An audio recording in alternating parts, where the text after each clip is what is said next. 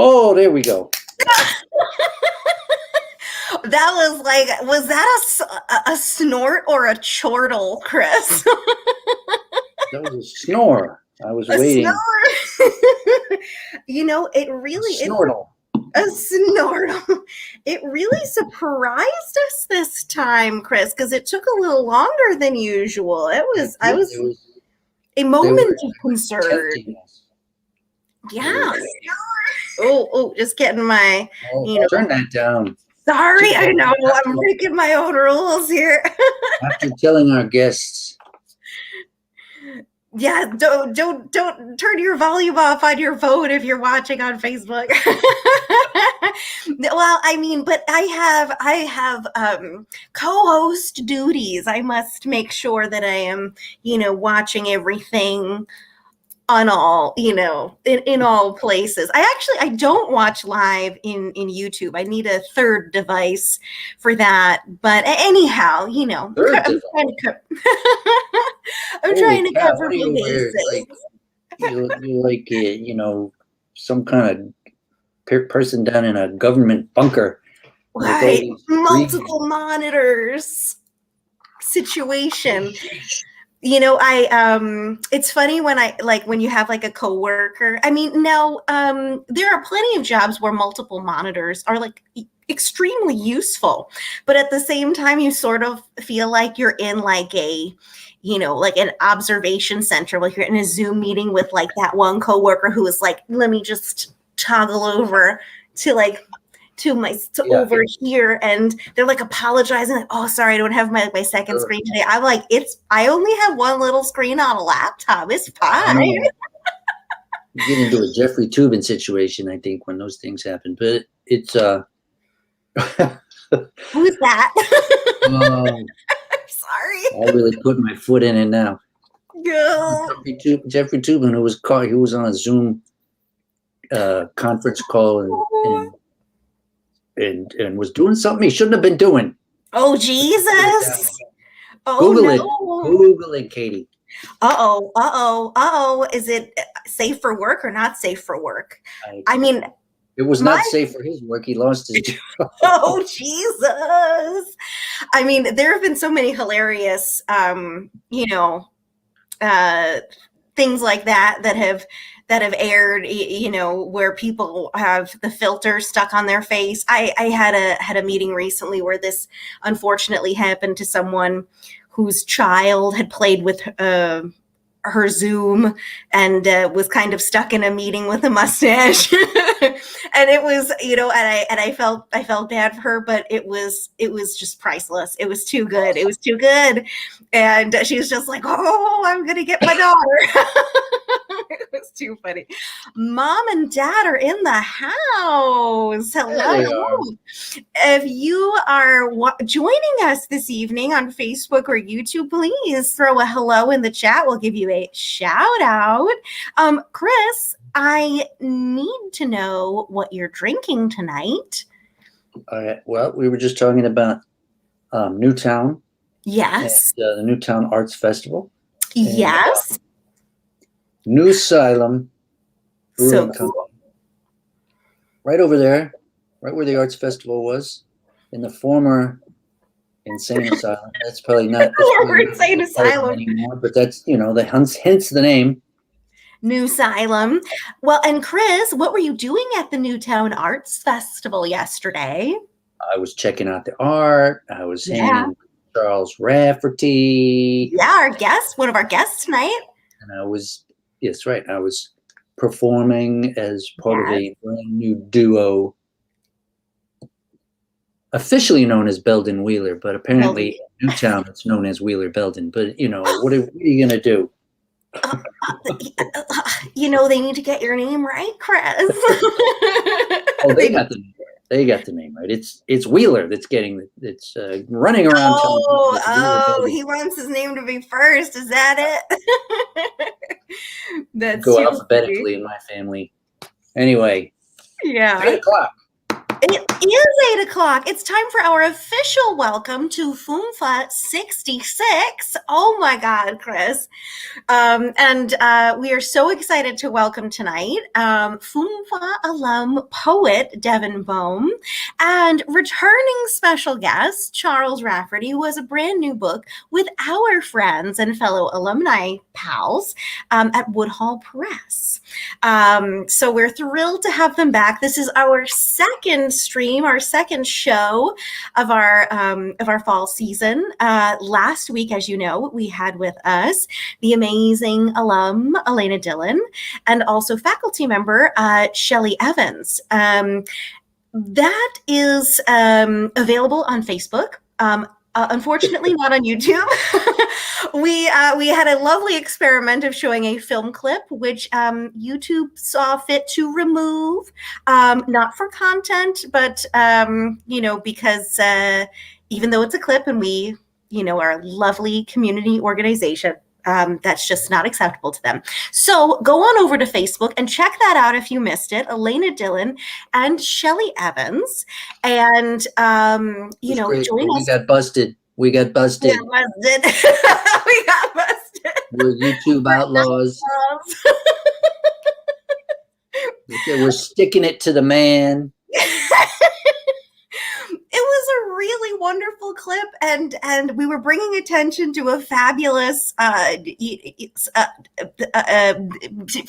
movie from quite a while ago, written by Shelley Evans. So, I don't know why they decided to take it down. I do know why, but anyhow, we will not be taken down so long as we don't do such a thing again. We'll be working around that with our screenwriter guests in the future and trying to find fun, innovative ways of sharing their work without violating any copyrights. Anyhow. So we're so excited for tonight, but Chris, tell us what else is coming up that our audience can look forward to in a few weeks or within the next few weeks. That's right. Well, next week we have alum Amy Souza Riley. Yeah. With special guest Kyle Potvin. Awesome. Following week on the 3rd of October, that brings us into the month of October, which is insane. We have Jessica Tumio. Yeah. Also an alum. Mm-hmm. And Chris Abate, special guest. And then we have Heather Frimmer. Yeah. And then brings us up to the fall open mic, which will sign up. Midnight and Chance will be highlighted that evening, but we have some FUMFA friends who are going to share their work. And by the way, if you would like to be a part of that, let us know. Please do. That's right. And then we go down the line, and also just to let people know, on Halloween night we will be here. We will. Spooky night, we're calling it. So we were talking about spooky ghosts a few minutes ago. At the asylum. Spooky stories that you'd like to share, or spooky poems, which are kind of rare. You don't hear too many spooky poems. Why not? Let's hear some spooky poems. People, this is your opportunity. When we saw that Halloween fell on a Sunday, we're like, obviously we must do the show. It has to be a spooky night. And we should encourage people to write spooky stuff if they haven't, and to sign up, or if they have just some wonderful spooky stuff to share, just waiting in the wings for an opportunity. Right. This is your chance. So reach out to us. Let us know. Let us know. And I'm gonna say something just occurred to me, and I'm just gonna put it out there, Katie. I hope you don't mind. It's just gonna be. This is a new wrinkle to this, and I think this is a good idea. I assume you're going to agree with me. I think people should come out and read some spooky stories and spooky poems in costume. Oh my God, they have to be in costume, Chris. I was like almost assuming that the whole time. And I think we might need to have a contest. Might need to be, Oh my God, yes. Chris, absolutely. We'll give them a copy of something. We'll give them a book, which maybe Charles's book or so. We'll give them somebody's book. as a Has prize. a costume contest prize. I absolutely love this. All right, everybody, you heard it tonight. And of course, we'll be announcing it more officially as it gets closer. Costume contest, watch in costume, and send us photos. We'll have a great Halloween spooky night on FUMFA all together. It'll be amazing. Well, without further ado, let's get into our readers for tonight. And Chris, let's bring up Devon Bohm. Hello, Devon. Hi, guys. Hi. Thanks for having me. Of course, we're so excited to have you with us. All right, I'm going to introduce Devon with her bio. Devon Bohm received her BA from Smith College and earned her MFA with a dual concentration in poetry and fiction from Fairfield University. Woo! After serving as Mason Rhodes editor-in-chief, she worked as an adjunct professor of English. She was awarded the 2011 Hatfield Prize for Best Short Story, received an honorable mention in the 2020 L. Ron Hubbard Writers of the Future contest, and was longlisted for Wig Leaf's Top Very Short Fictions 2021. Her work has also been featured in publications such as Labris, Necessary Fiction, The Graveyard Zine, Spry, and Sixfold. Her first book of poetry is forthcoming in fall 2021 from Cornerstone Press. Woohoo! Follow her on Instagram at Devon Poem or visit her website at devonbohm.com. And so you can get that link straight off of our Facebook page as well. Devon, we're so excited to hear from you. We'll leave you to it. Thanks so much, guys. Awesome. Well, as Katie said, I have a book. Oh, number one, sorry. Chris and Katie, thank you so much for having me. This is lovely, and I think this is such a cool community project you guys have had going on for so long, and it really has been incredible during the pandemic to have this check-in with other alumni, and I'm just feel very lucky to be part of this community always. I have a book coming out in November. It's my first book. It's called Careful Cartography. Cornerstone Press is releasing it in November. So all of my readings tonight are going to be from that book. And it is a narrative. The subtitle is Mapping an Autobiography. And it really equates the topography of where I've lived my life to the emotional cartography of moving through that life. So I'm going to give you guys a little bit of background as I go through, so you can have the experience that you're going to have when you read the book. So starts with San Diego, where I grew up. To give a little preface, my father died when I was a lot younger. You would already know that by the time I read my first poem, which is Theory on Love, Rocks. I am 5, and we are on the beach, and you hold my hand in your bigger hand. Your hand swallows mine like a baseball mitt. Your body is already at war. Rogue cells are settling satellite colonies from lung to liver to calf, but you don't know that yet. Today, you only know your daughter's hand, my hand, as you search for rocks that shift in salt water, lighting up like spring. You have willed to your child your vocation, a vocation of wanting. She does not look, but searches, and it's all you've ever needed, to know she is your child, to know she will always be looking. Later, when you know you're dying, you will shellac the rocks you collected today so they will always look wet, transformed, like something she can hold suspended. You don't realize it, but you will be giving her poetry and knowledge of precisely one thing. Love isn't just watching someone die. It's learning how to live again afterward. And then the San Diego section covers a lot of things. We all have those high school heartbreaks, and my relationship with my mother is covered extensively. But I really wanted to read this poem that Carol Ann Davis, who is my mentor, now the director of the MFA program, she really helped me create the concept for this book because of this specific poem. It's a timeline of me growing up in San Diego, and it's called Map of San Diego. 1. Torrey Pines, the state park, 1989. I scraped my knuckles trying to climb free of the miner's tub, left a wreath of blood around the bath of men who must have been giants, carved and corroded and cracked their imprints into the rock on the beach, all twisted pine and crust of salt. The hang gliders from the cliffs above dipped and swam above my bloody hands, sizzling their way through the cloudburst, astounding the flowers. Pink anemones so full of the sea, they refused to burn. I was illiterate and cold, and only flesh as flesh is meant to be, exposed. 2. Carmel Mountain, the suburbs, 1996. If you were lucky, they would let you plant an orange tree, and the heavy globes of juice would pop from the branches and roll lazy into the street. The trees would swell, but the fruit was always blousy and dull, scarred and unwaxed. Nothing like the supermarket.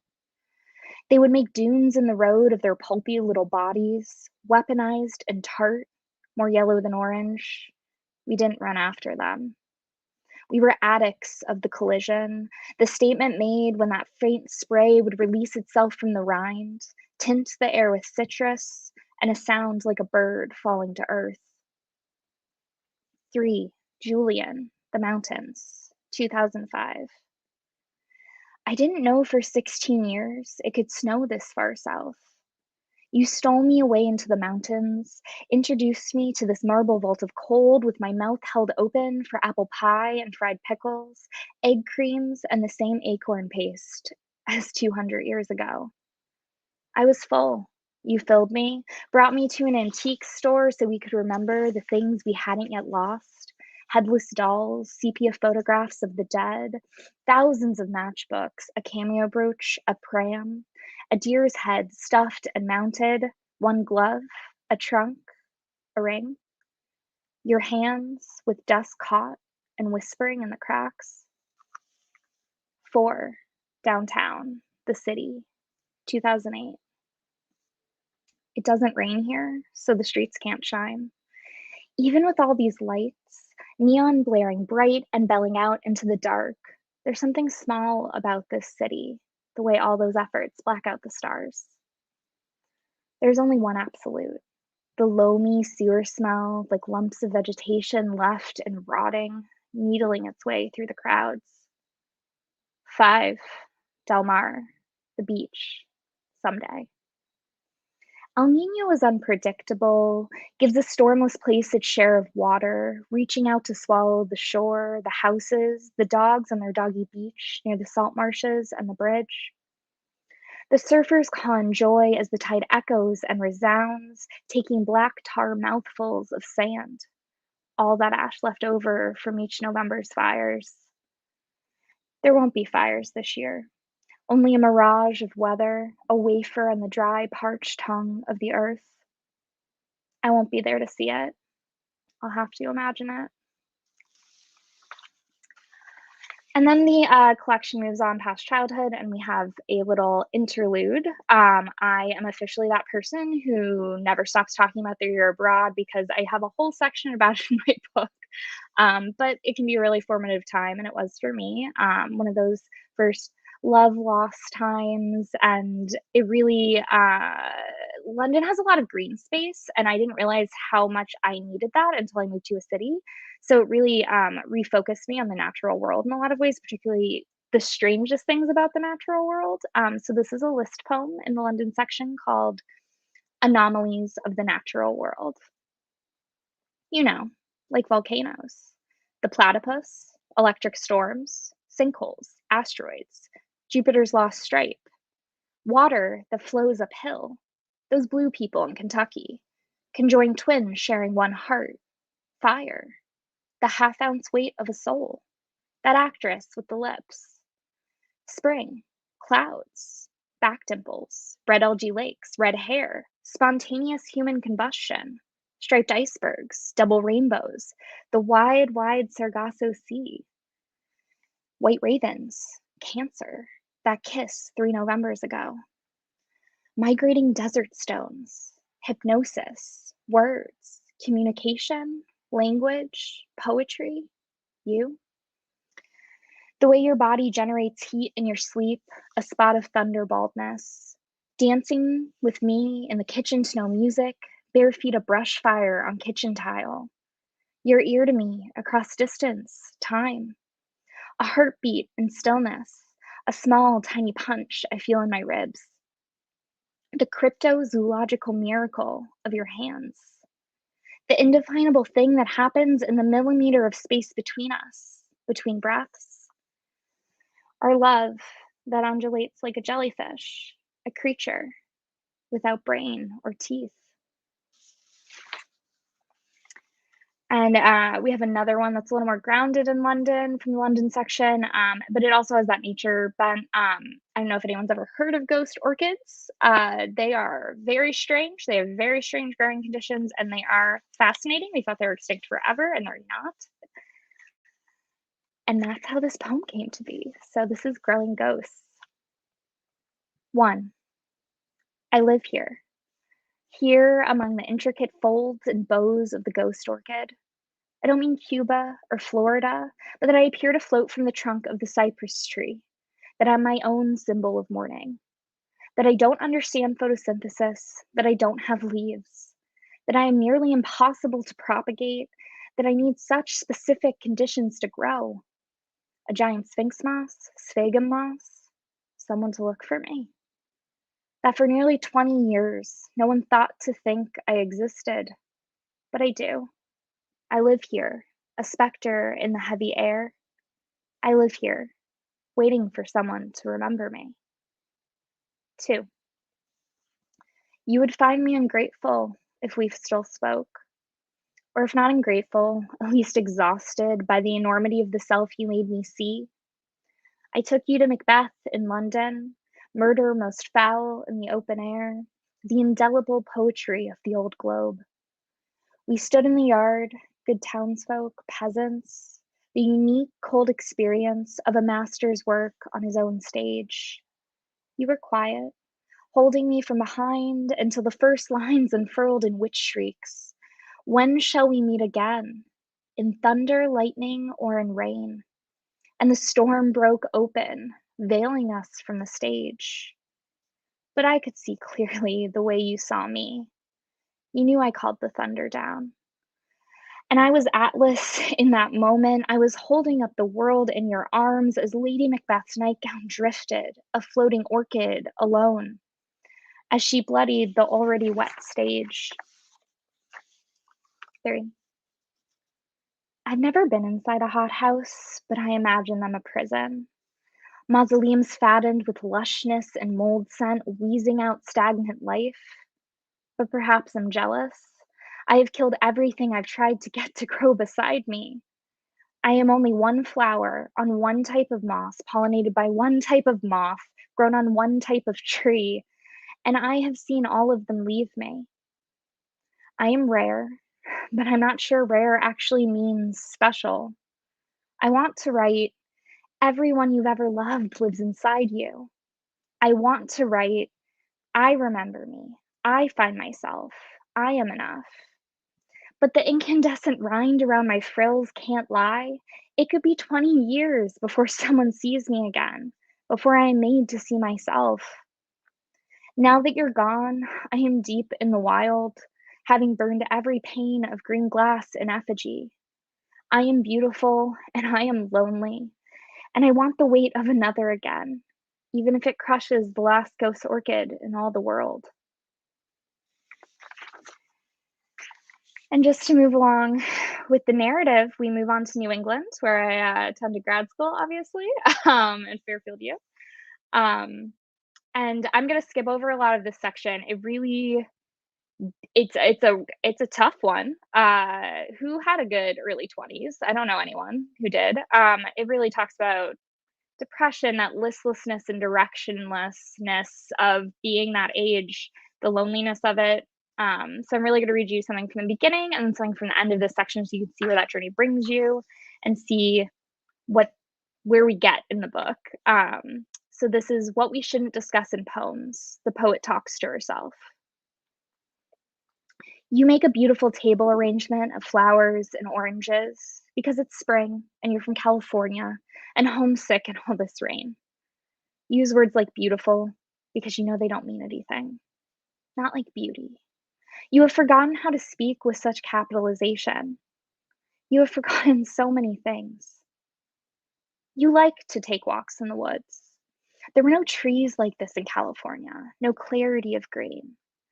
In all that quiet, you become enthralled with your own heart, its constant stops and starts, undressed for you and slick. But the truth is, you have a pathetic little heart.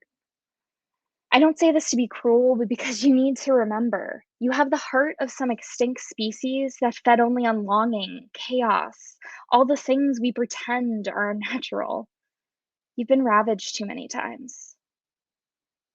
You have so many bad dreams. You can't remember those either, so you go back to sleep only to wake up again sweating, not sure if you're breathing, not sure if you're you. You live in a circle. You're trying to wed ignorance in living, but you can't. You can't put all the things you will away into dreams. The dream can't rescue the dreamer because only the dreamer is real. Those tears are real. Your small, sad heart is real. You can see yourself grieving. You just wish you remembered what you were grieving for. And we're going to really fast forward. This is the wordiest section. If I read one of these poems from this section, it's probably the rest of my time. And I want to read you something from the end, which is my personal favorite section. And this is the transition into that. After, later, soon. It's the thing I didn't know about summer before, that every day is a day of new flowers. Fertile New England, California trailing ghost poppies, death bloom after images as my eyes find a new sun, new flowers. Irises, daisies, yellow flowers with flat tops whose names I can't find and not sure I would do me any better to know. They are the upturned parasols of a lady I never was, the clouded raptures of the woman I'm still becoming. Louder and more used to taking up space in this world, and lowly and upreaching and yours. I used to dream only of elsewhere. I used to be wrapped only in the concept of after, later, soon. Don't come along slinging bouquets now. If you leave them in the gardens, we can walk them together, finding new flowers every day, no longer waiting to become. And then that comes to our last section, which I still live in New England. I live in West Hartford, Connecticut, with my husband, who I married this past June. And the whole last section is just us. It's called Home. All the other poems before this are really that searching for a home. It took me years and years in Carol Ann Davis to realize that that all I was looking for was the person that would be home, not the place, that home only resides there. So you're getting 8 years of of that time condensed right now, starting with the beginning of it. I also quoted this poem in my wedding vows, which sounds awful, who quotes themselves, but I did. So the beginning of it. I left my blood in uneven patches all over Rhode Island. Sliced the soft, untouched arch of my foot in the shallows as the boat was brought to dock, and hobbled into a rain-soaked July. Bruises fade more quickly now that your mouth has moved across my body. So do bug bites. So do the blunt pains of moving through a quiet life. When I wake next to you in a room with no curtains, this is what I see. Freckles, burned in a planetary splay over shoulders corded with muscle that move like wings stirring under your skin when I run my nails up and down your back. When we brush our teeth together, side by side in the wide mirror, reflected is the moment you put your hand on the small of my back when you lean over to turn the faucet on. When we swim in the ocean on the deserted beach, bringing cheap beer in the can out into the frigid water, my whole head is drowning in the look of you. In the unwritten moment, you emerge right next to me, the cold no longer circling my rib cage. You're giving me something, and you don't even know it. You are enough, it takes no toll on you. Later, reading in the grass by the salt pond, the wound beneath me reopens. It will reopen again and again. I know we are standing on top of the headland and deciding whether or not to jump. I know I am bleeding, but I don't want to rewrite anything. I don't want memory to have to suffice for you. I don't want to imagine the poem of my life. I want to reopen my wounds again and again, knowing they heal faster in your company, limping into August, hoping for September, my blood uneven heel prints on this sandy ground. The home section isn't perfect. Nothing is. We've had to forgive each other for a lot of things. We've had to recognize our own worth in this relationship. And this is one of those poems and also one of those nature poems. White Witch Moth is the name of the poem. And it is also the moth with the largest wingspan in nature. And that really captured my imagination. And this is the only poem I'm going to swear in. So earmuffs, children. White Witch Moth. Science can't tell us why moths fly towards our lights. Not for sure. But we humans, we don't need to be sure. We need only to recognize bewilderment to know the truth. We're fucking up the wild with our glow. Creating mirages that must seem miracles. The moon finally found after all that trembling. Who are we to do to them what we do to ourselves? Putting out sugar for hummingbirds and feeders like red, long-throated flowers, faux tangerines in the blue glass bowl on my counter telling you, I am a good woman, nurturing. I will feed you with all this honey in the little bear figures, the bear letting you know I could have harvested it myself. We are liars. I am a liar. A mustard plant may bloom, but it is not a sunflower. All light can be bright, but all lights don't serve the same purpose. The hospital fluorescents flicker on off, on off. I am waiting to know if we have time yet to make my lies into something like reality. The thunder that is not thunder, but the blare of some television pinches me awake. The pine scent that is not trees, but disinfectant, leaves me shaking. I could be your good woman. I could be nurturing. I could be both the bouquet and the rose bush, if I'm given the time to become. The moon's uprising path, the white witch moth like a crane reaching upward, the light-soaked moment where my wings, the largest wings in the world, carry me not away, but home to you. And I'm going to finish out my little reading tonight with something I would say is very ill-advised. The ending of the book. I don't know why anyone would buy it now, but I'm going to read you the last poem in the book. I really want you to have the journey you're going to have when you read this book, and this is how it'll end. The constant state of being. I have been dreaming of your shoulders 7 years now, since I first saw your stars. The broad sea, speckled as a whale shark, and I plunged in, unafraid of depths or diving, or trying not to be as you threw your body over mine. Shelter, asylum, opus of kisses and tea drunk while it rains, the black honey spooned into the voices and the voiceless alike. Each night I climb the stairs to the sky itself, cleaving the heavens with what no longer can be called trespass. As much as we can own each other, you are mine and I yours. I come to you, barefoot and bleeding, and you cauterize my wounds with song, heady, sweet, and low as it makes the freckles on your back dance, narrow wings folding and unfolding. Near the water, a hibiscus unfurls, its stamens clotted with gold, releasing more stars into our sky. Beside me, your stars twitch, your eyelids. What are you dreaming now, love? Of what beginnings? There are no endings here. And that's the book. Thank you guys so much for having me. Devon! I'm sorry, I don't mean to interrupt you, but those poems were gorgeous, and you brought us on a whole journey, and I'm like crying over here.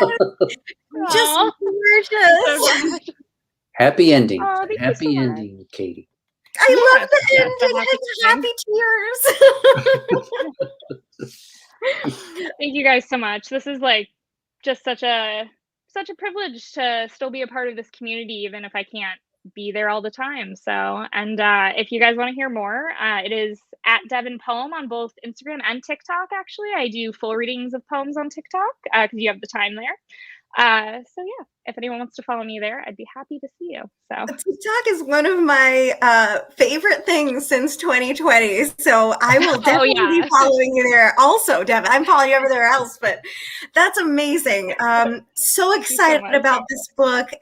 So gorgeous. You really brought us on a whole journey through all of these sections.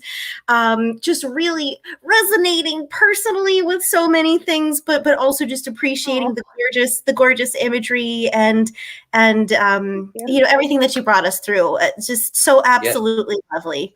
And we're excited. Too kind. Say again? Oh, I said you're too kind. I'm sorry. Oh, no worries. Is it pre-order or is it out from Cornerstone Press? It's not pre-order. It's going to be out in November 2021. I just got hopefully I'll reveal it soon. I saw the cover for the first time yesterday, so it's not ready to order yet, but I will let everyone know on social media when it is. Fabulous. All right, so you got to follow Devon. That's right. And everybody, if you have any questions about Devon and her poems and her book and her life, which we've learned so much about in a mere 5 minutes, put them in the chat. Put them in the chat, and we will bring those questions up on screen for Devon in the Q&A at 9. But now we have our second guest of the evening. Thank you so much, Devon. We have Charles Rafferty coming up here. Dueling admin buttons. Charles, welcome. There he is. Glad to be here. Thanks for having me. We are so thrilled to have you back. It is our pleasure entirely. Absolutely. Chris, will you do the honors? I'm going to read Charles' bio, which is short but sweet.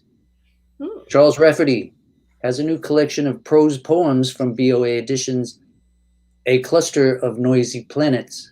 And that's not all. His latest story collection is called Somebody Who Knows Somebody. That's from Gold Wake. And not to say that he's shirking in the writing department. His novel, Moscodelphia, was just published by Woodhall Press.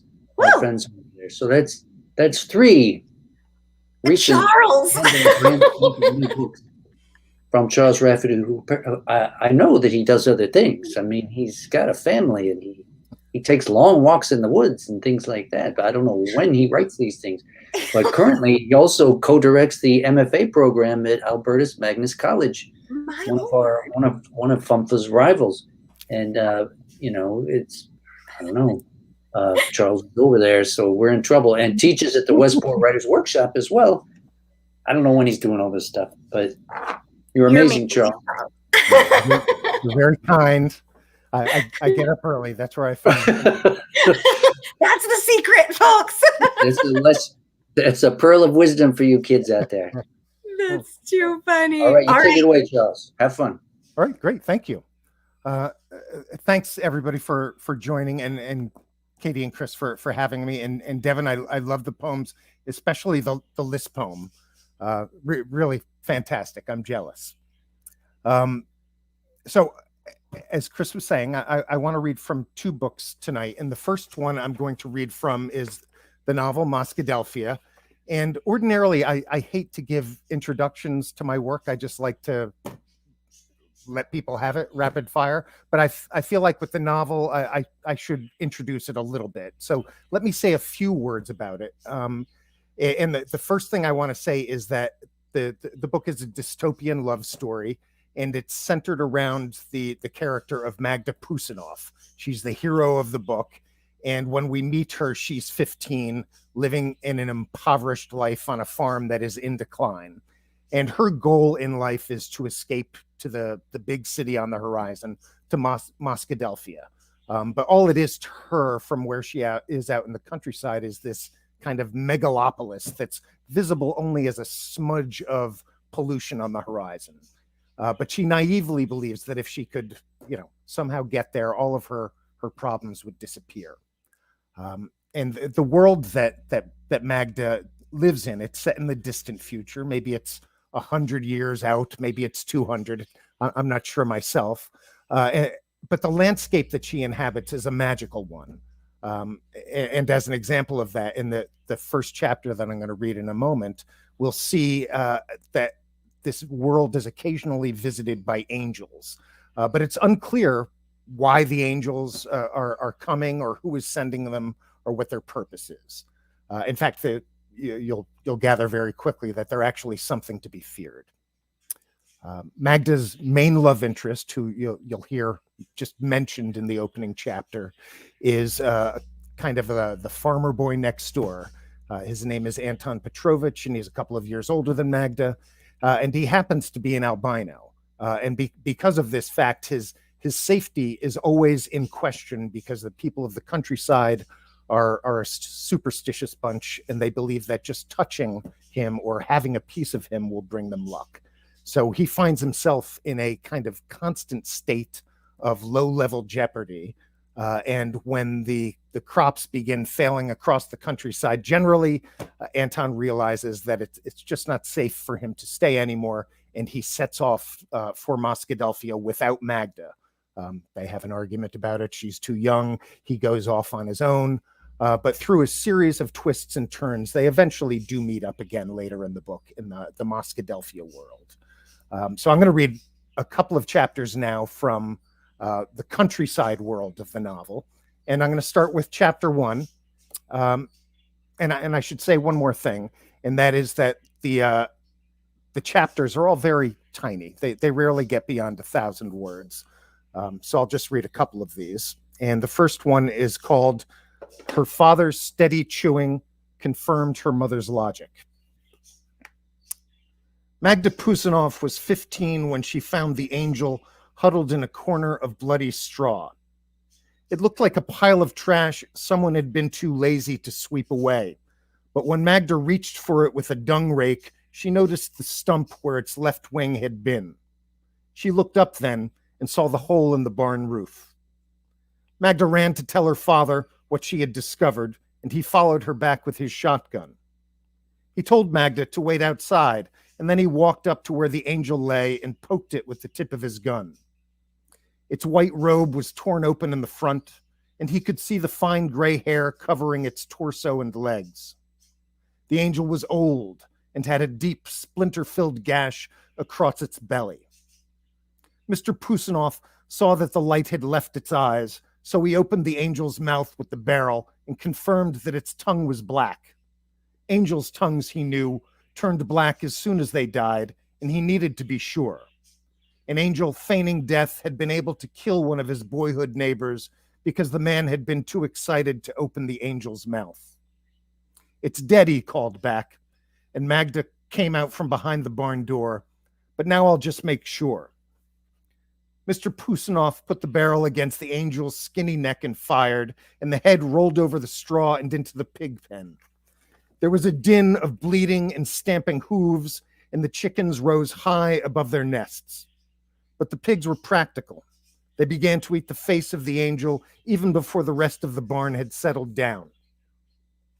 That evening, Magda and her older brother, Pasha, sat down with their parents to feast on the angel.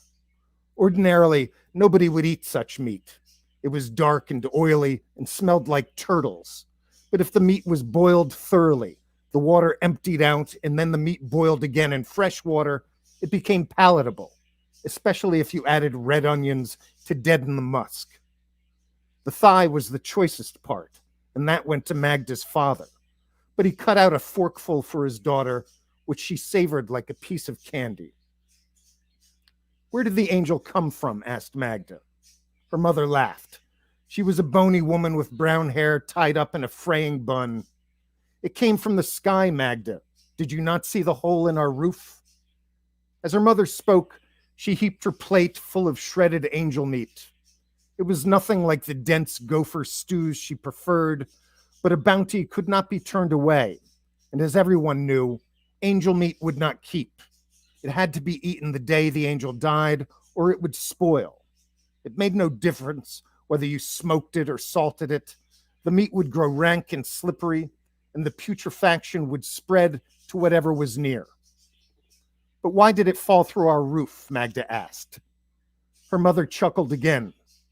"The angel did not fall, Magda." She pulled a piece of dark gristle from her mouth and placed it on the edge of her plate. "The angel was thrown. Either God knew we were hungry and wanted to help, or we have angered him, and he has tried to correct us with a broken roof." Her father's steady chewing confirmed her mother's logic. "But what does it matter?" her mother continued, tucking a few loose strands of hair back behind her ears. "If you hadn't found the angel, we wouldn't have this feast. It's a blessing either way."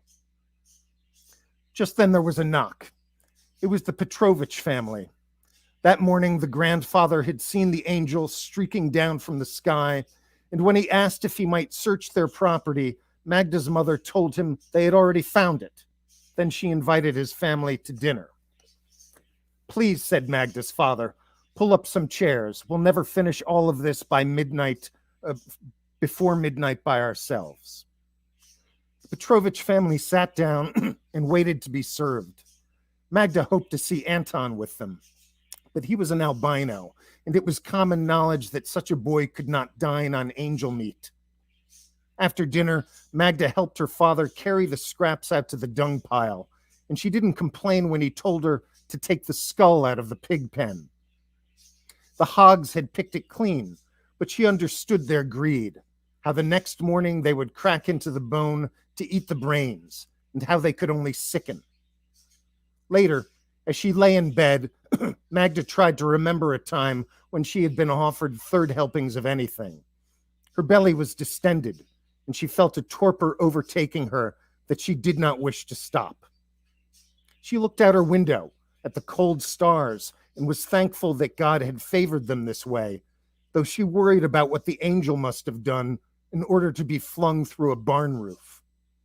She consoled herself by reasoning that God's attention would have fallen elsewhere by now, landing on one of the other worlds that spun above her bed. Magda rolled over and burped, tasting again the oily musk of the muscle that connected wing to back.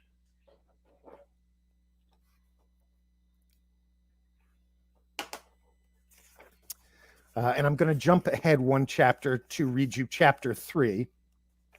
And again, I apologize, but I can only give you an insight into the countryside world of this novel. About half of the book is set inside of Moskadelphia itself, but it takes a while for the characters to make their way over in that direction. This chapter is called The Silver Smile of the Hatchet. Mrs. Puzanov always needed help with the weed-like tenacity of her daily chores. So from a young age, Magda had been put in charge of the chickens. Every day, she had to feed them and scrub out their water trough. She had to rake out their dung. She gathered the freshly laid eggs in her apron, and she enjoyed their warmth against her belly as she walked up to the house on cool mornings. Magda also had to kill one chicken each week. The worst one could do, her mother believed, was to run headless around its pen. Magda surprised her mother by performing this duty exceedingly well. With a succession of little kisses, she would persuade the chicken to her side.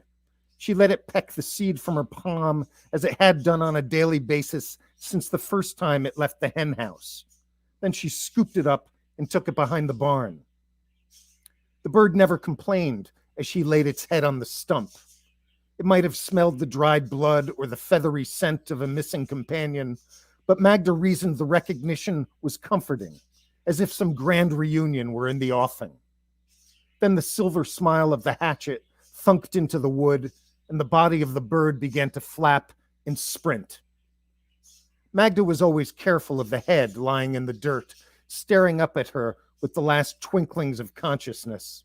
Sometimes it even winked at her, and Magda spoke to the head as if she would make it better with a little extra feed, a little rub behind the ears. She was always curious to see which part would die first, the head with its roving eye, or the body in search of its missing brain. One day, Magda's mother interrupted this cycle of murder and comfort. "Magda," she called, "stop talking to that chicken." Magda laid the head upon the ground and stood to face her mother. "Your uncle is coming for dinner. Go get another bird." Magda had blood on her hands, an arterial spatter across her coveralls. She wanted to clean up before returning to the chicken yard, but her mother would never stand for that. "They're just animals," she would say, as if that put them into the same category as coffee cups or grass. "They don't understand the meaning of blood." So Magda came out from behind the barn and picked another black star that had stopped laying eggs. It didn't look much different from the others, but its insides had grown old. She could tell by the slight loss of glossiness in its plumage. The chicken came over when Magda made kisses in the air. It climbed willingly into her arms as if it were accepting a hug. But then the bird became agitated. Perhaps it could smell the fresh blood or the hunger of Magda's uncle approaching. Twice it tried to crawl up the front of her shirt, its claws cutting into her. There was much flapping and squawking, and when Magda finally got back behind the barn, she kicked at the gate, but it did not catch. As always, the hatchet came down and the body of the bird began to run. But this time the chicken found its way between Magda's legs and out through the unshut gate. Magda hurried after it, but the remaining chickens saw its headless arrival and her bloody pursuit. The black star fell over in the dirt like a toy that needed rewinding. Magda bent down to retrieve the lump of feathers and felt the blood trickling over her breast where the bird had clawed her. Trying to walk to heaven is what her mother would have said. Magda stood up and saw the other birds regarding her. She felt conclusions being drawn. The silence of the chicken yard blossomed around her like a strange new orchard whose only fruit was fear. In the kitchen window, Magda's mother scraped burned potatoes from the bottom of an iron pan. That's all I'm going to read from Moscadelphia right now. I do want to read some new prose poems from the book A Cluster of Noisy Planets, which is coming out from Boa Editions at the start of October. And these are all prose poems. They're a type of poem I've been writing pretty relentlessly for almost 10 years now. And all a prose poem is just a poem written to look like a paragraph. There's no line breaks, the way you might see in a sonnet, for instance. So these are all just one-syllable paragraphs, and I really don't have a lot of snappy introductions to the poem, so I'm just going to read a few of them to you. And I'll start with this one. It's called The Arms of the Venus de Milo, which we probably all know this, but just to be sure, the Venus de Milo is a famous statue that doesn't have any arms, or its head, I think, is also broken off because it's so old and so fragile. The Arms of the Venus de Milo.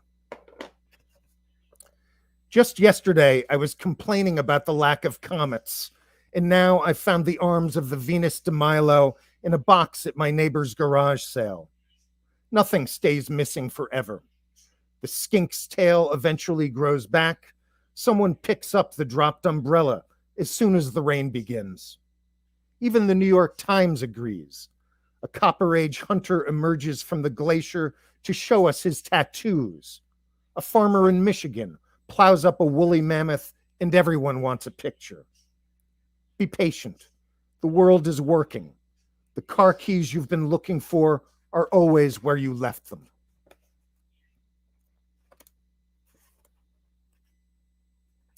This one is called The End of Mystery. Here, in the golden age of pornography, the full range of human pleasure and degradation fits inside our pockets. Year by year, the stars get harder to see, and my cigarettes have blurred the once fine distinctions my tongue could make of your body. The answers exist, and Google is happy to find them for us. Someday soon, they tell me, a robot will be able to write this poem, only better, and in a font I can't imagine.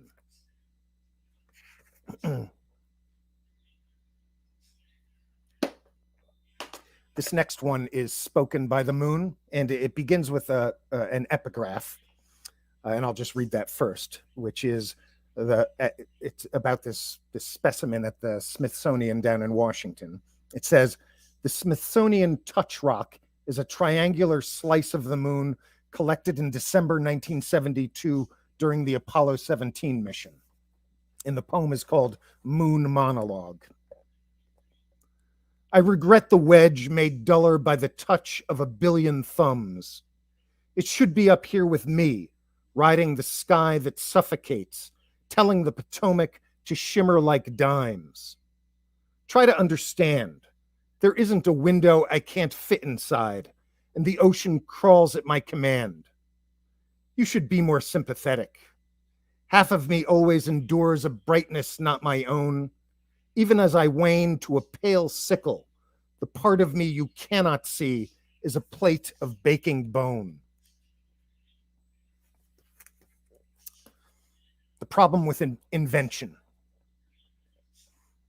Invention gives rise to invention.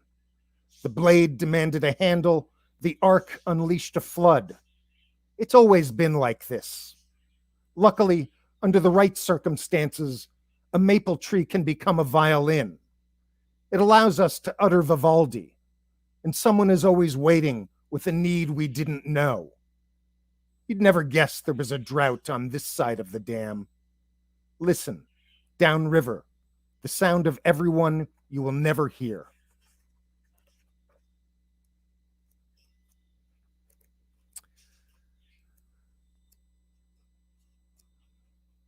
And this one is called Putatuck, for the Putatuck River that runs by my house here in Newtown. It's the kind of river you can walk across. There is a fine scum tarnishing every stone of it. Just look behind me. My steps are brightening the sand, and because the river is clear and endless, the proof of my travels speeds away.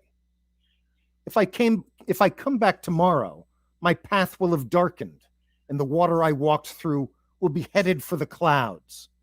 Somewhere, a child is looking up, guessing the animal my feet had been inside.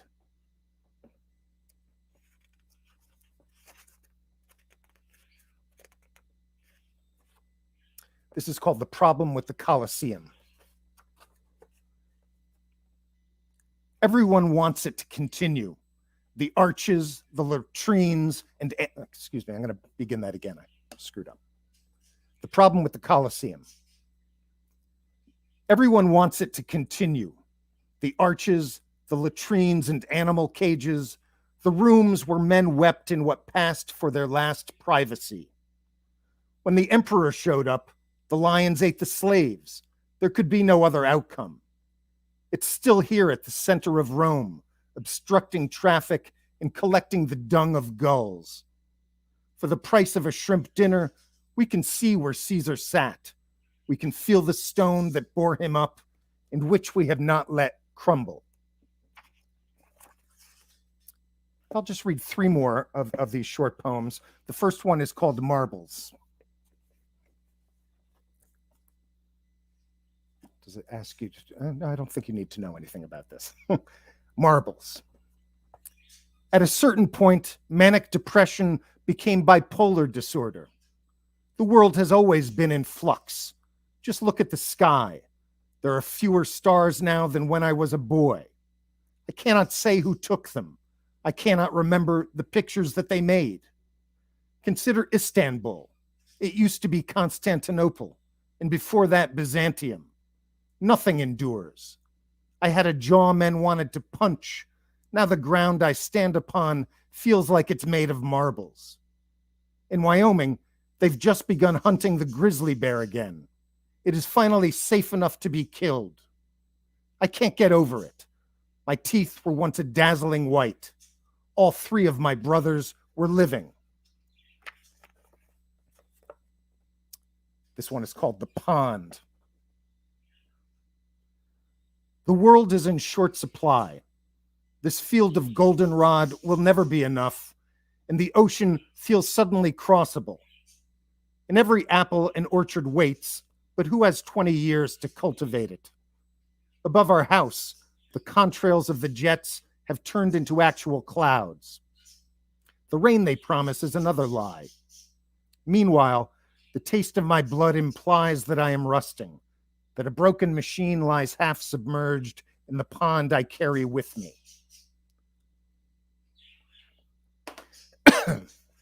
And the last poem I will read is actually the first poem in the book. It's called Greetings. I counted the water towers, the active smokestacks. These were the breadcrumbs I thought would lead me back. Now I know it's possible to drive so far, we forget why we left, that the journey continues even after the car breaks down.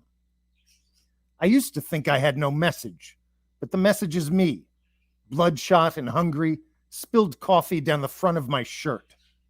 People of the future, gather round. I have traveled through ink to greet you. Thank you very much. You guys have been very patient. Charles, gorgeous poems, powerful stuff, incredible imagery, very disturbing and intense into that dystopian world. I am such a wimp when it comes to things that are a little freaky and creepy, but I was totally captivated. Charles, so awesome to have you back. It's so great to hear all this amazing new stuff. That was awesome. Thank you. That was Totally. so great. And yes, it was dark and sort of disturbing, but it, also like just weirdly funny, because it's just so it's just so out there. I love that, I mean, I read the angel's head and stuff. I mean, I have to laugh. I don't know. It's me. True, Chris. Oh. Awesome. Well, we absolutely love that. Of course, both of you later, Devon and Charles, you'll have to go and read all of the amazing comments you got during your readings and emojis and all the love. People are so excited and, pumped about your new books. Oh, sorry. dueling batters again. You guys, let's just have one more round of applause for Devon Bohm and Charles Rafferty. Excellent. Bravo, brava. Such awesome stuff. Incredible readings from you both. Everybody, get your questions in the chat. And, while you're typing and asking your questions for Devon, for Charles, for both, we have a brand new first question. Take it away, Chris. Oh yes, yes, very very profound. This question comes from an old friend of mine who was the first person that I met who was a writer at sort of the same stage I was. We were in workshops and things like that, and unpublished and all that, but who thought like a writer and spent much of his day thinking about writing and what it means to be a writer. And he turned to me one time over a couple of beers and he said, "Chris, has writing changed your life? How has it changed your life?" So Devon. Wow. Oh no. How has writing changed your life? I would say that writing has been my life my whole life. So it's really hard I don't have a recollection of before this is what I wanted to do. So there was no change. No, not for me. I remember picking up Emily, and I was in Barnes and Noble or Borders or whatever it was, and picking up a collection of Emily Dickinson poetry and reading the first stanza over and I was like 8, over and over and over and over until I understood what it said. And when I understood what it said, it was like a puzzle unlocked, and I was like, "You can do this. This is something people do." And that's been everything for me. I didn't initially chase down like I wanted to be a writer. I was gonna be an English professor and stuff like that. But yeah, it's no change for me. It's just been my whole life. Holy like cow, just you were in you were you, just who doomed you from are. the start. That's awesome. That is extremely awesome, Devon. And you know what I love about this question, Chris, is that it just gets us awesome stories like the one you just told, Devon. And I love that. I love that. You know, I think every time I look at it, pick up Emily Dickinson, I'm going to remember that fabulous story. I love it. I love it. All right. And Charles, how has writing changed your life or maybe formed you like Devon? Well, you know, there's probably a lot of different ways to answer that question, but I think Totally. practically speaking, the way it's changed my life is I am now a morning person. Like I get up early because that's the only time that I have to get things done writing wise. You know, I'll tinker at night, but usually it's like administrative stuff. I work best in the morning. So now I'm usually up by 4:30 or 5 o'clock. Awesome. To do my writing, and I never did that, 20 or 30 years ago. I couldn't. Wow, that is so fascinating. So like from kind of this like totally practical standpoint in a way, like that's when you write and that's when it happens, and this is what your life is now. And you know what, people, I feel like that could almost be a pearl of wisdom because we've got 3 books from this this practice over here. No kidding. What goes on at 4:30 in the morning? That like, my Setting my alarm. right? Even the birds are asleep. They don't bug me. We're like, what are you doing, Charles? Well, I assume that it not only changed when you wake up, it changed when you go to bed. So it's like your day has been altered in terms of your circadian rhythm.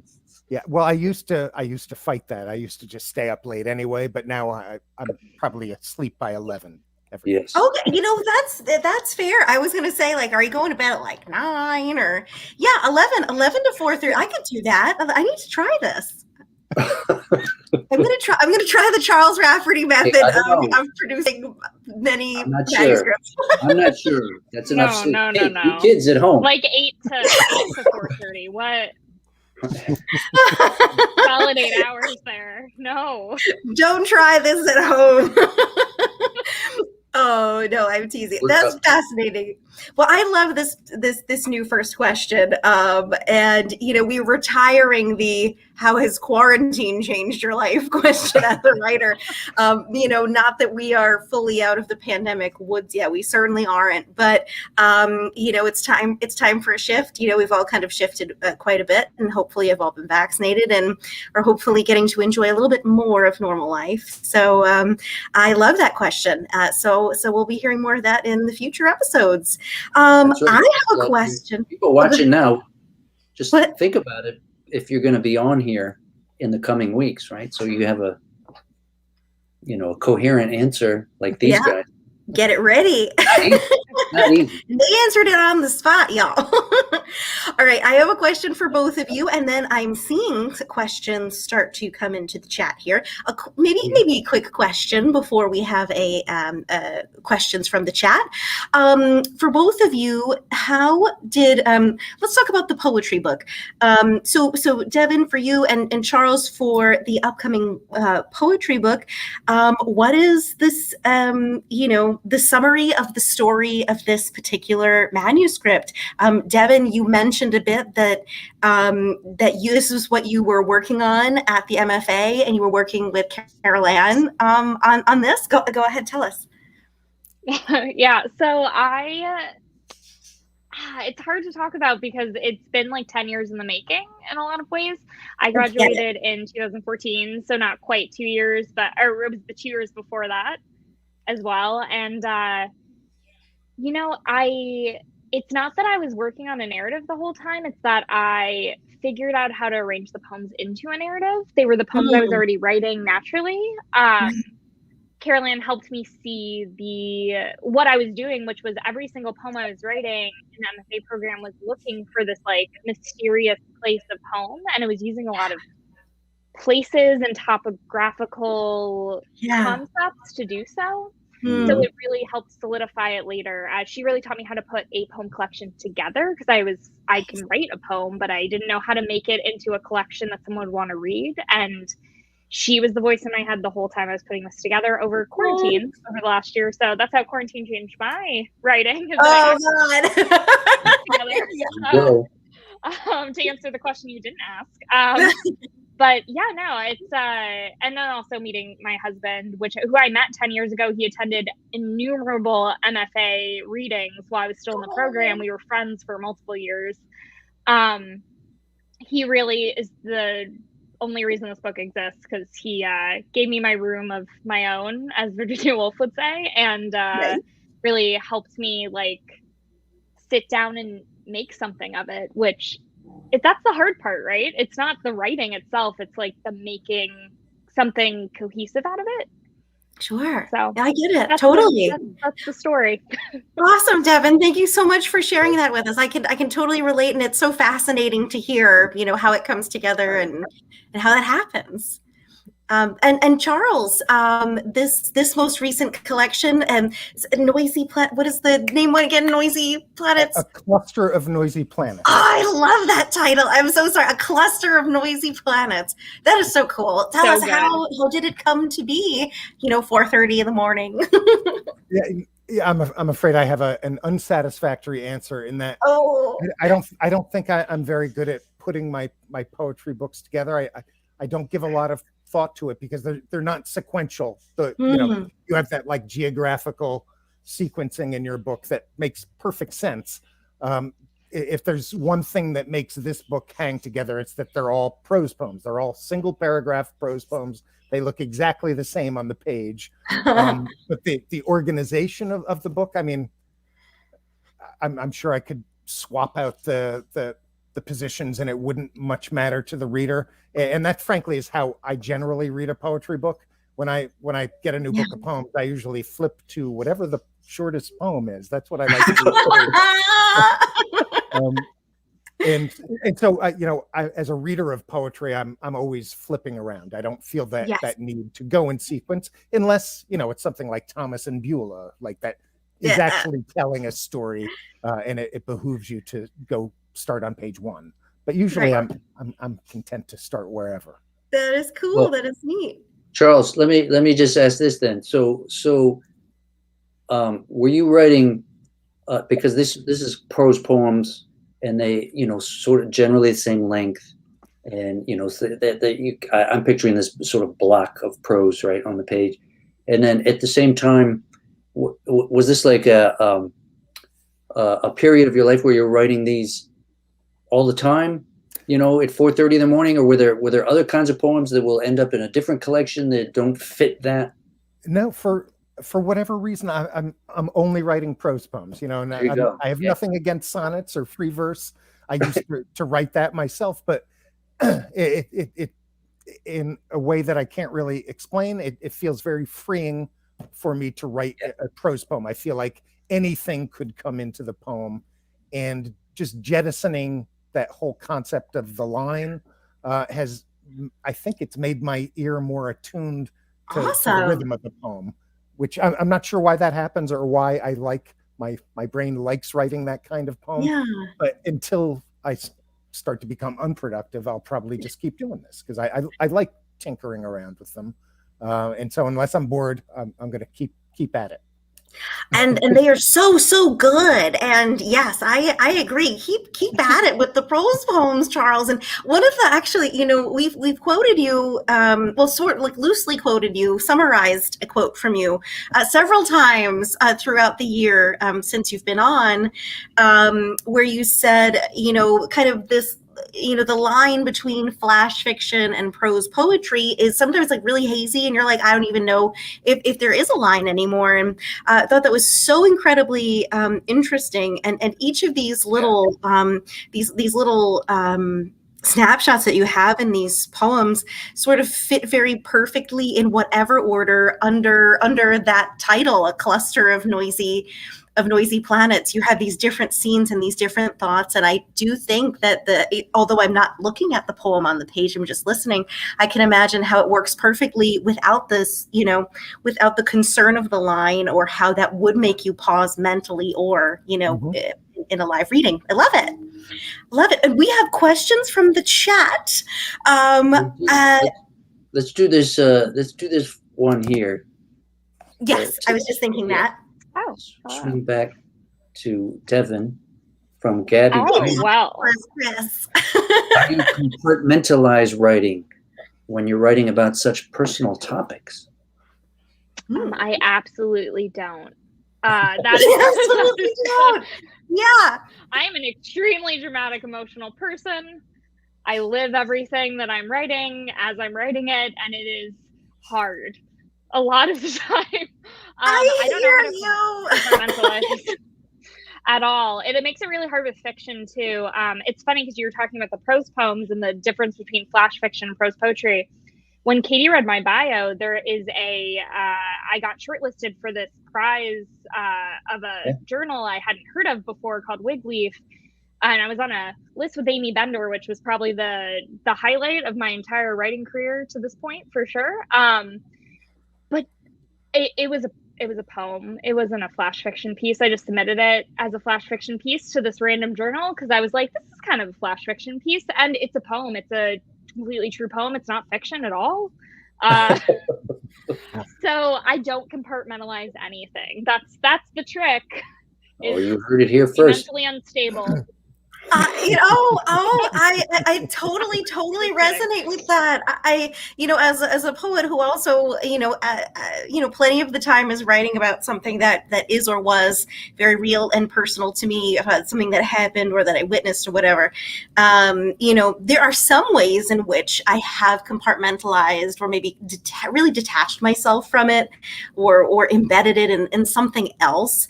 But plenty of times where I haven't, and I'm just really tapping into those exact feelings, those exact moments, ways that I would maybe describe something just, very, very, literally. I totally get it.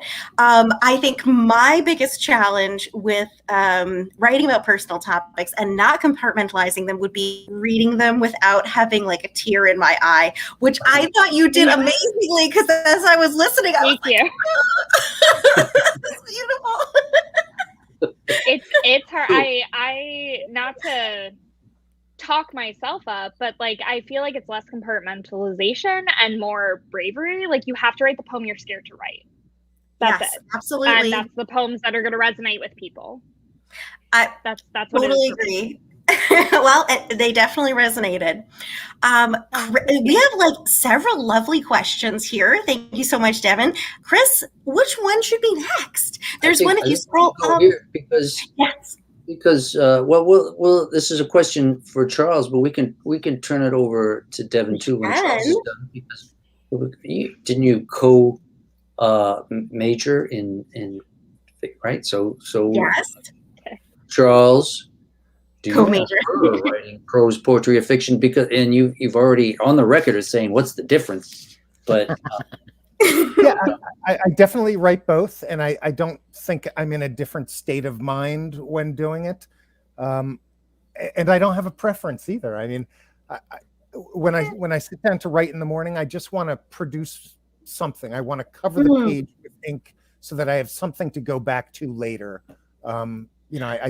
If I write for an hour in the morning, most of what I put on paper is going to be crap. It's it'll be deleted the next day. But I'm looking for like a phrase or a sentence or a line that is just interesting enough for me to keep. And the way my process has been going lately is, once I've got a few pages, I'll start culling it, and I'll just delete everything that isn't what to my mind is a keepable line. And once I have this smaller pile, I like just putting two sentences next to each other, and the more unrelated, the better, because I want to see if they generate a third sentence as a way of just, surprising myself on the page. I love that.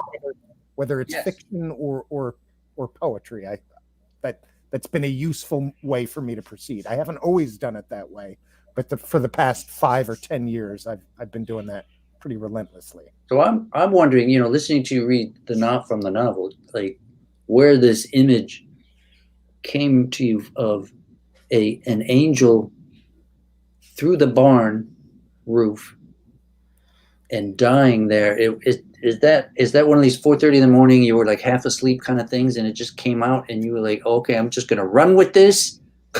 Yeah, I honestly can't even remember. Yeah. When I was writing the bulk of the early drafts of the novel, I was train commuting still, which I loved because that gave me a couple of hours on the train where nobody could bug me. And every day I would just sit down to write like one chapter, and I would just free write it. And I'd be like, well, today Magda's going to levitate. Let's just see what happens. Or Magda, has like a weird mole that suddenly appeared, and I would just test out all sorts of different things.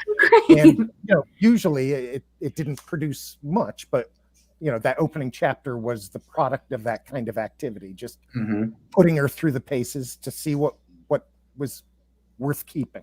Train writing. I absolutely love what you've described, Charles. And I think me as a poet, at least, I'm always trying to like tap into or engage in or preserve that flow, like where, you're really kind of in it and you are producing stuff that's good. And maybe you don't realize that until the next day when you're looking through it and you're like, I'm glad that I wrote so that I could get this, but the rest of this, no. And I love that process. And I also love what you just described of like, what, today this is going to happen and let's see where it goes. And, tomorrow we'll decide if we keep it. So like, you're not like cutting yourself off before you even start, and you're able to just arrive at such fascinating, wonderful stuff. I think that those are such excellent methods, and just like kind of just keeping it like really fun and enjoyable and preserving that, that feeling of flow. I love it. We got many pearls of wisdom tonight that are just coming up. So many. Devon, you have written fiction. Whether it's really poetry that disguised as fiction or whatever it is. I mean, I get the sense you prefer writing poetry because that seems to be where you're the stuff that you're putting out there into the world more. But when do you write fiction? Do you still write fiction? Do you just wake up one day and say, I'm going to write fiction today? And even though I wrote a poem yesterday. I do both pretty much every day. I've had almost an equal amount of fiction published as poetry, actually. Okay, good. This is the first book. Yeah, it's my first book. It's just happened to be poetry. I write both every day. I feel like they help me with each other because they're very different and the same at the same time. I don't know how else to say it. Like when I'm writing fiction, I'm not writing about myself, but I'm still tapping into the same concept. I really like what Charles said about the two contrasting ideas, because that is what I always want in a poem, and it's what I always want in fiction as well, is those two jarring images next to each other is what draws that writer or the reader in. And they feed off each other. Like it helps me be more productive to write a poem and then work on poetry for an hour and then go back to the poem and then work on fiction again. And it's the only way I can keep going at this point with writing. It's to switch back and forth. That's awesome. Though I do read way more fiction. love fiction. Fascinating. That's very cool. That's so cool, Devon. You know, it's always neat. You know, both of you are kind of going between genres here, and it is so neat to hear what that's like for you and how you move between them. So cool. Chris, let's go to this like compliment and then question from the Trungery or T. Well, first he says, question for Charles, but first, sir, a real treat to hear you read that I already read. Okay. And then, okay, so what led to your writing a novel? Was there something you needed to explore and or express through a novel that you could not through poetry? Is that for me? Oh, yeah. Yes, it is. Yeah, you know, I obviously, even though I've kind of put the novel together haphazardly, there's obviously a narrative thread that runs through it, which I don't generally have in my poetry. My poems are more impressionistic, yes, and lyrical.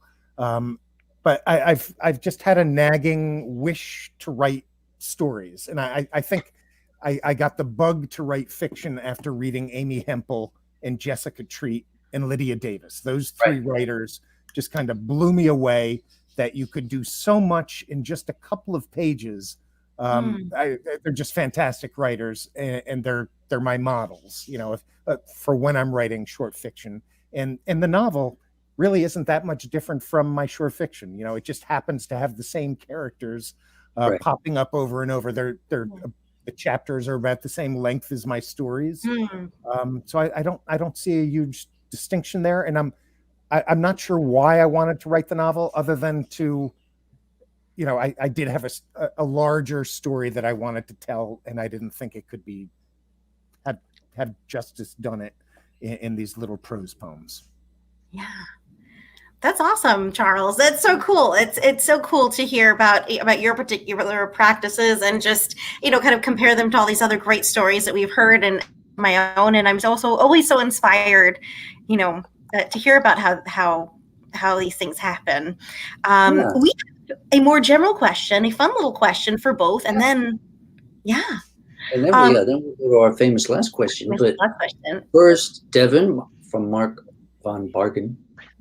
Do you prefer to work in complete silence or any kind of music/noise in the background? This is like one of those nuts and bolts writers questions, right?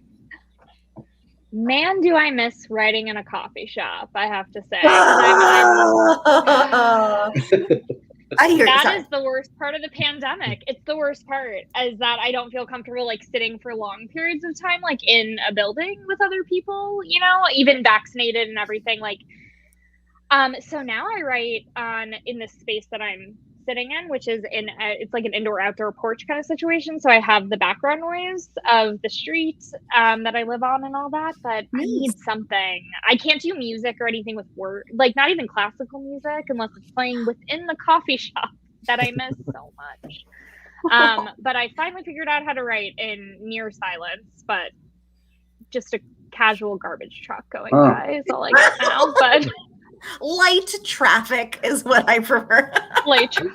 They should have some, you know, these like Pandora and these things should have just like coffee house sounds, you know. Just like music, very lightly in the background, but then talking. Music, but also, you know, espresso machines and things like that, and people chatting. Conversation. People to eavesdrop on. Yes. I would like to eavesdrop on a really ridiculous conversation again. Yeah. I really do miss that. I love it. Yes, Devon. Charles. Yeah, I don't as a rule put on music, but I'm not really bothered by noise going on in the background. You know, I'm a little bit deaf, so it's easy for me to tune out a little bit of noise. But I don't listen to music. I think I would start to focus too much on the music, and you know, I can't write with the TV on either. I'm just oh god, that would be crazy. Oh no! But in a coffee shop, I think I could do it, but I'd be self-conscious because when I'm writing, I'm also saying the lines aloud, just to see how they feel coming out of my mouth. And I think I would just be viewed as some kind of weirdo.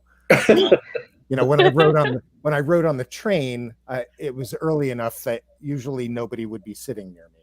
Oh God! I'd make it into Stanford. They weren't sitting near you because it was like that guy. He keeps talking. Talking about eating angels over here. Everybody knew. Don't sit near that. I'm just kidding. Actually, that would be the coolest thing to sit near me. Like, what is that story? That's awesome. Okay, well, we just have incredible answers. Love it. Love getting into your world. We have our famous last question now. Chris? Yes, indeed. Infamous in some quarters. Yes. No, we've had many pearls of wisdom, but let's ask True. again. Just a pearl of wisdom, a writing tip, a bit of advice for the writers out there, and coupled with that, a book recommendation. So, Devon, pearl of wisdom and a book recommendation. Oh goodness. Book recommendation I'm going to start with so I can think for a second.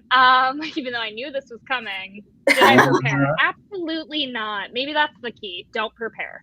I would recommend highly anything by Carmen Maria Machado, sorry.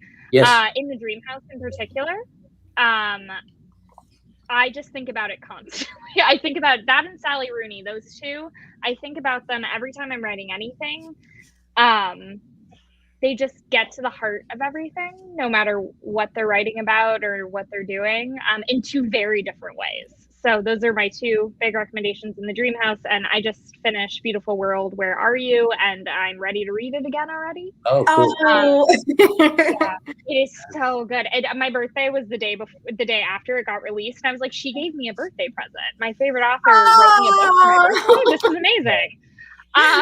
That's sweet. So, and then pearls of wisdom is hard. I feel like I already said my biggest one, which is write the story you're scared to write, or we could borrow from, I think, Toni Morrison and say, write the book you want to read. It's still the thing I strive to do every time I sit down to write, is write the thing that will make someone else feel the way I feel when I read those two books that I just talked about. Awesome. You just want that more than anything. Absolutely. Thank you so much, Devon and Charles. Well, the book I'd recommend, a couple. I mentioned Jessica Treat and Amy Hempel. Amy Hempel had a collected stories come out like 10 years ago. Yeah. The whole thing is fantastic. Like, if you've never encountered it, you should read it, because it's going to blow your mind. Like, Chris has it. He's getting the book. Yeah, there it is. So Yeah, good. that's awesome. And Jessica Treat's book, A Robber in the House. When I read that for the first time, I just thought like I should be trying to do this.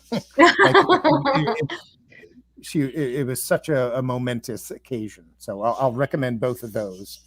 And in terms of, what was the other part? Writing advice? Like what? A pearl of wisdom. We prefer to call it a pearl of wisdom, Charles. Pearl. I would say revise relentlessly. Like I haven't always been like somebody who revised every little thing, but lately, a poem will go through 50 iterations, or totally. The story of the novel. I'm always revising it, and there comes a point where it doesn't happen all the time, but when I'll excise out like the line that got it started, like the line that was there 6 months ago when I started working on it. And I feel like once that line gets kicked out of the poem, that the poem is really starting to take off. It's really getting there. That's cool. Looking things up. Kill your darlings. Kill your darlings. Yeah, I was about to say. Yep.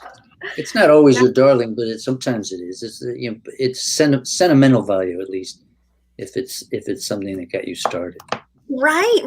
And like for the sentimentality factor in that, I always just do a save as, like, it's living somewhere, just not here anymore. It's not here anymore. Cloud. I call it the boneyard. I have a document that's the boneyard, and it's lines I love but don't serve me in the poem. Yep. Yeah, absolutely. So cool. Boneyard. Those pigs are gnawing on it. Exactly. That's right. That was good, Chris. Oh my goodness. Well, we just want to thank you once again, Devon Bohm and Charles Rafferty, for such fabulous readings tonight. Thank you so much for joining us and reading from these awesome new books. And thank you to our audience out there for watching. And you got to go get these books. Yeah, that's great. Yeah, thank you so much for joining us tonight and for spending the evening with us. It's been wonderful.